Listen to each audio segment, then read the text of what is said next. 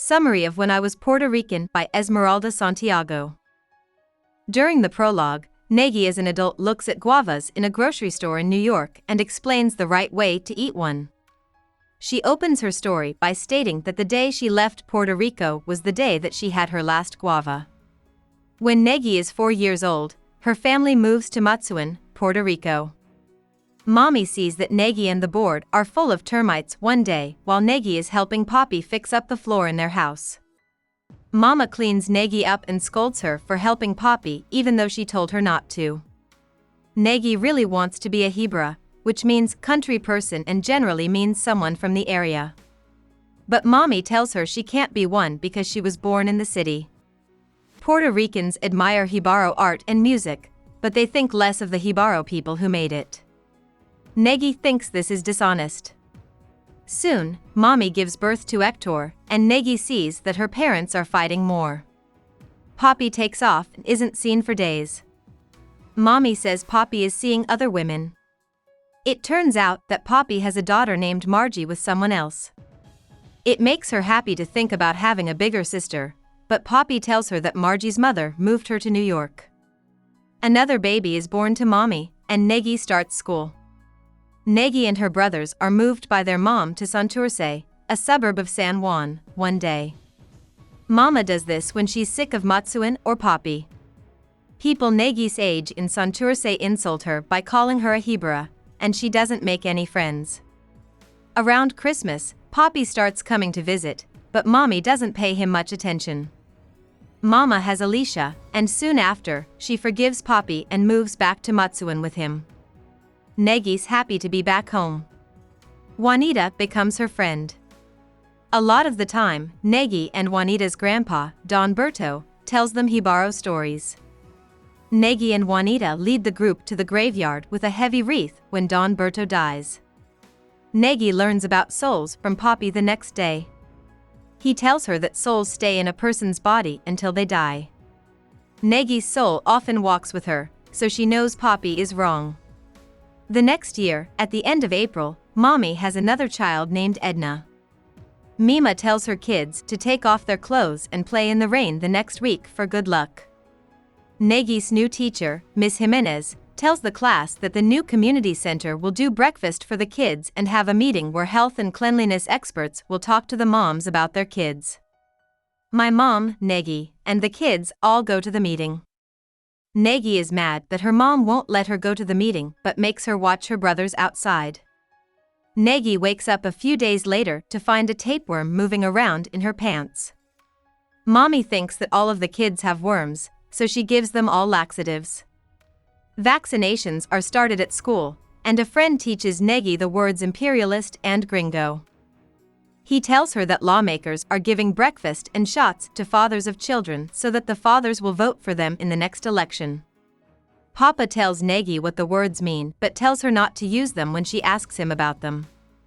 Negi finally loses it when they serve peanut butter in warm milk. She doesn't like any of the breakfasts at the community center. Negi is sick for several days, and by the time she goes back to school, the breakfasts and voting are over. Negi's mom gets her dressed up one Sunday, and Poppy takes her to stay with Abuela for a week. Negi learns the word jamona, which means single, while they are at the market getting food. Negi is told by Poppy that she will never be jamona. Poppy is using Negi as an excuse to see another woman, and she finds out when he leaves her at Abuela's house. This makes Negi angry. She starts to think that night that Poppy might not really love her family. It makes her sad, so she slams a door shut so she doesn't have to tell Abuela about her tears. Later that week, Negi's grandmother shows her how to crochet, which she really enjoys. Abuela takes Negi to church on Sunday and tells her to think only good things. Negi finds this hard to do.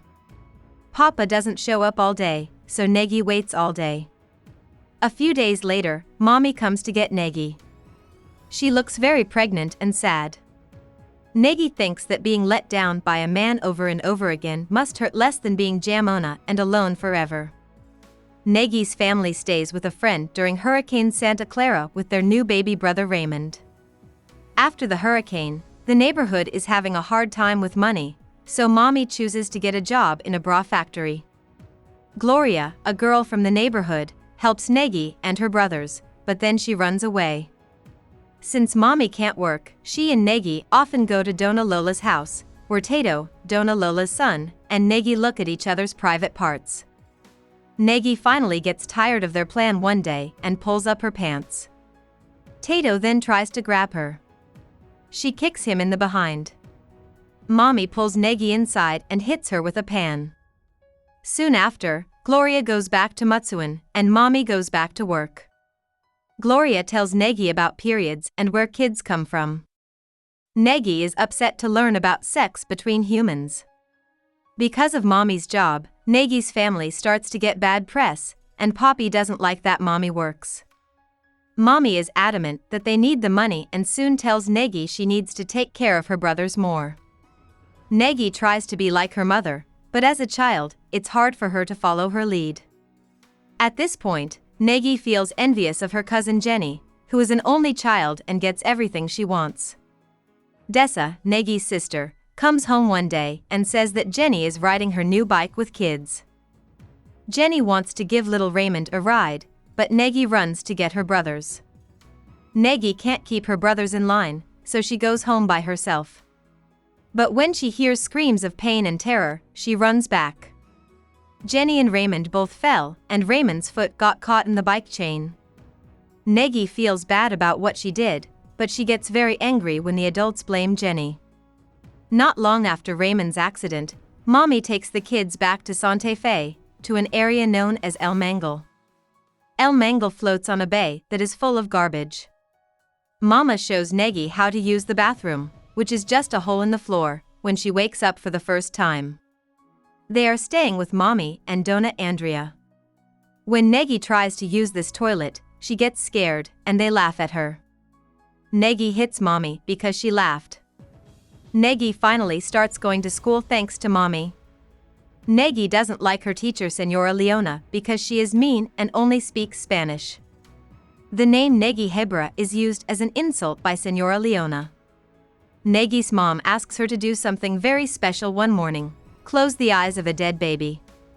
Negi reluctantly says yes. Negi cleans herself off afterward because the experience is scary. A few days later, Negi and Señora Leona get into a fight in class, but Poppy comes out of nowhere and saves Negi. Poppy talks Mommy into moving to an apartment in Santurce that is hidden behind a bar. Raymond's foot won't heal, and Mommy promised to get him to an expert. Mama takes Negi to Tio Lalo's house to stay for a while after Christmas. At dinner, Negi finds out that Mommy and Raymond are going to New York to see a dentist. That night, Negi's cousin Gladys tells her that she needs to help peel potatoes for her uncle's famous stuffed potato balls. Negi will peel potatoes every morning until Mommy comes back for a few weeks. The family moves again soon after Mommy gets back, and Negi says she wants to learn how to play the piano. Negi will be taking lessons with Don Luis thanks to Poppy. If Negi knows that Don Luis is trying to look down her shirt at her growing chest, she will enjoy her lessons and the attention she gets from him. The lessons end right away. When Titi Jean Rosa stays with the kids, Negi's brothers pick on her. Negi is finally taken back to Tio Lalo's house by Puppy. When Negi's mom comes home from New York to get her, she tells her that the house was locked and the kids were split up among family members. Men are catcalling Mommy as she and Negi walk to the bus, and Negi is scared and angry. Mama and Poppy move into a new house together that is close to a golf course. Negi gets her own room and loves to listen to radio soap operas about nice guys named Ricardo or Armando. While she watches her parents fight more and more, she dreams about being in a caring relationship. John, Negi's first crush, comes over one day, but she doesn't like him as much as the guys in her soap operas. Poppy tells Negi that Mommy is moving to New York a week before her 13th birthday. Mommy says yes, and she and Poppy get into a terrible fight over the fact that Poppy won't marry her. Negi, Raymond, and Edna go to New York with Mommy a month after she packs her things in. They move into an apartment above Tata, who is Mommy's mom. Negi talks to the guidance director when she starts school and asks if she can go to 8th grade if she can learn English by Christmas. Negi doesn't understand how the school's white Americans, Italians, Puerto Ricans, and Black Americans treat each other. They are always fighting. After 2 months, Negi's mom and dad move to a bigger apartment so that Negi's other brothers can join them. Negi's period starts soon after they get there, and mommy buys her first bra. Diego and mommy fall in love. Tata doesn't like him, and mommy's moving out.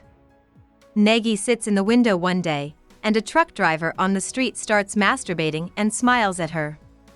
Negi doesn't understand why the man stops when she smiles at him. At about the same time, mommy gets pregnant. Diego is told he has cancer, and he passes away soon after their son is born. At this point, Negi finds out that Poppy got married to someone else. She tries to cut Poppy off, but mommy won't let her. Tata's brother Chico pinches Negi's nipple and gives her $1 one day. With that money, Negi buys her first treat. If mommy loses her job, she takes Negi with her to the welfare office to help her talk to people. She tells her guidance assistant that she wants to be an actress when she starts high school. He's not pleased, but he does help her get ready for her job audition at the Manhattan Performing Arts School. Negi forgets a lot of English during her interview and has trouble with her monologue. She thinks she will never leave Brooklyn. In the ending, Negi goes back to Performing Arts High School 10 years after she graduated to see her teacher. She receives praise from her mentor for the monologue she delivered at the audition, and Negi expresses her desire that one day she will be included on the school bulletin board of accomplished former students. About the author. Esmeralda Santiago was born in Santurce, Puerto Rico, which is near San Juan. When she was 4, her family moved to Matsuan. Esmeralda's mother relocated her growing family to and from the city several times before settling in Brooklyn, according to When I Was Puerto Rican. Santiago went to the Performing Arts High School in New York City. At the end of high school, she was the oldest of 11 children. She went to community schools for 8 years and then got a full scholarship to go to Harvard. She graduated with honors in 1976. Soon after, she married Frank Cantor and started Canto Media with him. It is a business that makes documentaries. Santiago first wrote essays and opinion pieces for newspapers and scripts for films made by Canto Media. She got her first publisher's attention with a story she wrote about her mother, which turned into When I Was Puerto Rican. In the years since, Santiago has written a few books and 2 more autobiographies. Santiago says she is an active volunteer who has spoken out for public libraries, started shelters for battered women, and planned community events for teens. In 2002, the Girl Scouts of America gave her an award for her work in the neighborhood. In 2008, while working on her book Conquistadora, she had a stroke. Santiago fully recovered and was able to finish writing the book. It came out in 2012. Hope we summarized it fully and you liked it. Please hit the like button and subscribe to our channel so that we are motivated to create more videos.